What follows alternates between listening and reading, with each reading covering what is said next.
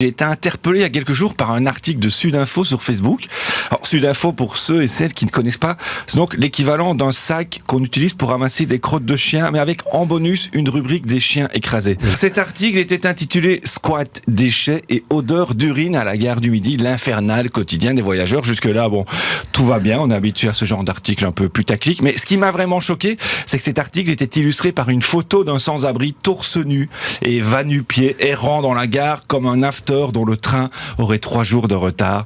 Et j'ai donc mis un commentaire spontané en dessous de l'article qui disait « N'oubliez pas quand même que vous parlez d'êtres humains ». Le community manager de Sudinfo, qui était trop occupé à ne pas supprimer les commentaires racistes sur la page, ne m'a bien sûr pas répondu.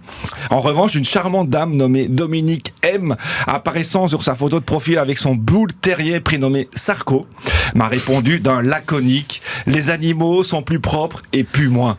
Bim. Ah oui, enfin pas tous, mais d'accord. Mais bon, ne lui jetons pas la bière, une Carapils en l'occurrence, à Dominique M, qui semble préférer la pâtée à l'empathie, car finalement, personne n'aime les pauvres. De manière générale, c'est vrai, les riches n'aiment pas les pauvres, même si paradoxalement, c'est un peu grâce à eux qu'ils sont riches, et les partis de ces riches n'aiment pas les pauvres non plus, même si paradoxalement, ils mettent en place des politiques pour qu'il y en ait toujours plus.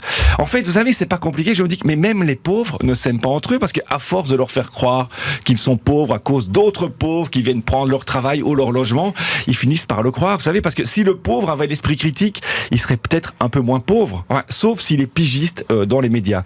Bon, ça peut sembler étrange, vous savez, car je vis du côté de Molenbeek, j'en ai déjà parlé à ce micro, mais c'est pourtant quand je suis du côté de la place Flagey, dans cette belle et riche commune d'Ixelles, que je suis le plus confronté à la pauvreté. Je m'explique, Fabrice. Vous savez, il y a toujours sur cette place des marginaux de toutes sortes, devant lesquels je passe souvent sans trop leur parler.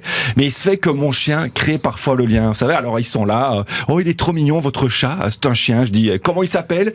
Je dis, c'est une fille, et elle s'appelle Alice. Alors là, il se marre toujours, vous voyez, en me disant que c'est pas un nom de chien, ça. Et je vois qu'entre deux prises de crack, il y a quand même des petits êtres humains plus sympas à l'intérieur d'eux.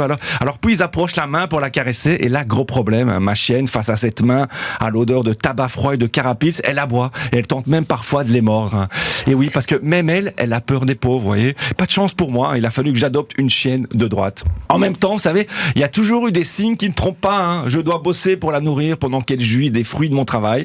Elle est propriétaire, elle a son propre employé de maison qui lui fait faire ses promenades 3 fois par jour. Elle ne partage ni sa nourriture ni sa balle, elle essaye pourtant de piquer celle des autres. Alors vous savez, on se plaint du gouvernement Arizona, mais on a quand même de la chance que ma chienne ne soit pas dedans, parce que sinon, les chômeurs en fin de droit, ils seraient tous recasés en ramasseurs de crottes, ou pire, chez Sudinfo,